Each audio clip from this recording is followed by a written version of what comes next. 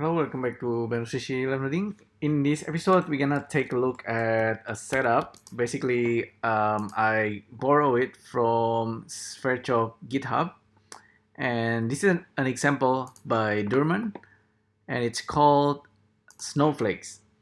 So at some point, he posted this example of snowflakes that he made, and I found it to be really interesting, and it's really worth looking and maybe like breaking it up into smaller pieces, like let's see how he actually made this. Okay, let's have a look into it. So the node setup is quite large, so I will maximize this, and it's probably kind of complicated, and there's a little bit of math formula back there, and there's a bit of expressions. Um, but normally the best way to start is to look at what you can do with this, and that seems to be adding some kind of details, right? Um, and this part is actually my favorite is this nodes. That's the name of the node is kind of funny. Draw of right complex. It's basically giving you this kind of a like a curve graph that you can use to change um, kind of like a range of values. You can see how it change it. This is a very interesting node setup actually. We know that this is like um, just a duplications of one design here, and if I turn that off, if I just unplug this guy, so we only have a single object instead of 1 2 3 4 5 6. So this, yeah, I think this actually can be one less, but anyhow, let's get rid of that. So now we have only one what do you call it, like a branching kind of structure. So let's investigate this guy. So there's offset line here that's kind of making that funky stuff. I guess we can get rid of that. So we just looking at these polygon edges. So even this is actually still kind of interesting, and this is something that I've been trying to make and I couldn't make it, but this is a very good example. So remove doubles, we know what it does, so it's not very important in this case. There's this list join, and okay, this one is doing the mirror. So there must be at some points it's only drawing it in one side. So there's this matrix apply. What is it doing? Don't worry about that. Mesh join, matrix deform. Yeah, this part is getting pretty complicated, but let's try changing the value and see if we can make sense of this. It's not always that easy.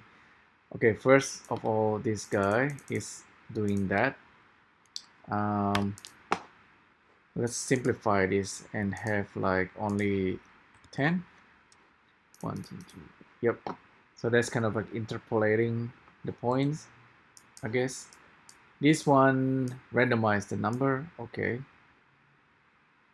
So it's kind of picking the points, I think. There's a float, low and high. That's definitely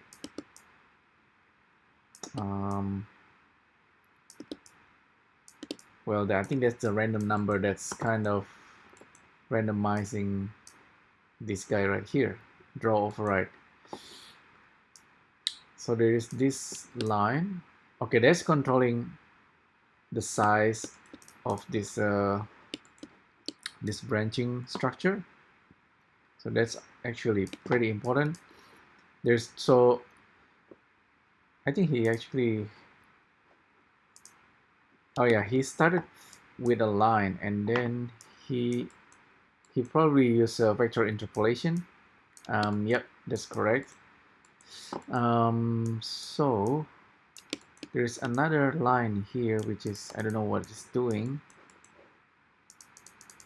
So this one also not that important. Maybe we don't actually need this guy. Well, we actually did. This one also, oh, that's for the points. This guy is quite important, I think. You can see the green color. I'll make it bigger. So that's the point that's going that way, in that directions. And I believe, so this one is kind of growing the line in that directions. Wow, this one, I guess the node tree is pretty complicated. The rotation, yeah, this is also quite interesting. I think the way he did it. So my guess is that he started with a line with 2 points,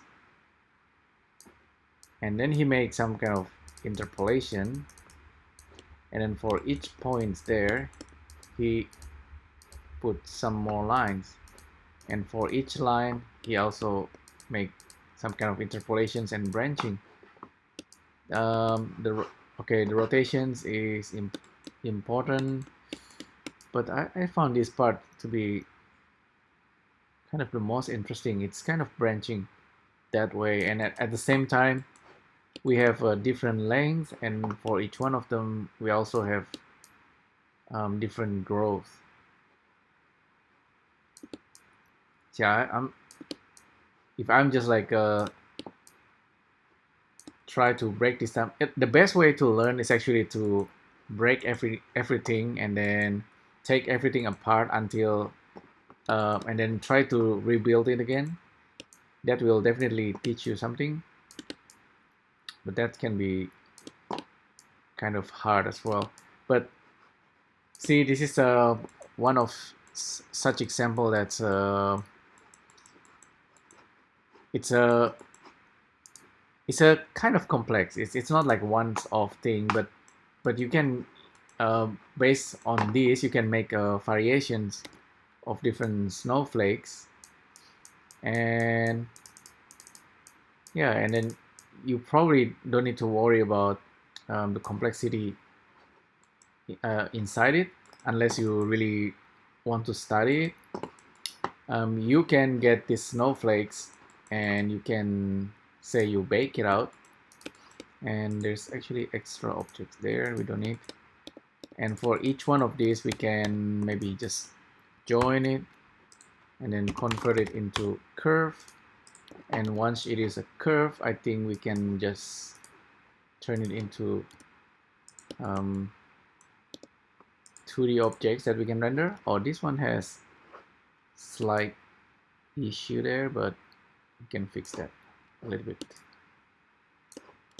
There you go. That's I guess that's a snowflake, and we can always extrude it up, and if we are happy with this, convert it to mesh. Back to the mesh, we can remesh and make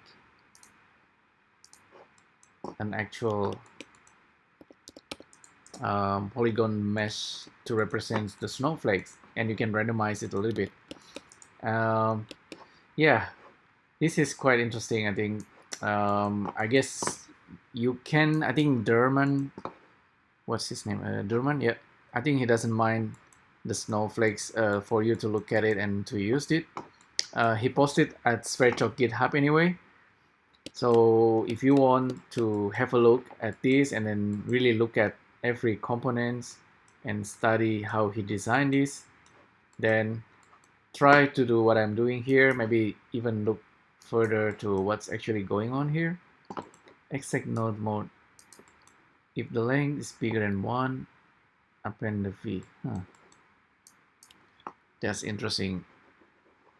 Yeah, I found this still slightly complicated, even though I've been using Sverchok for a while because I've been only just talking about the basic part. But yeah, feel free to look at this node setup and study it for yourself.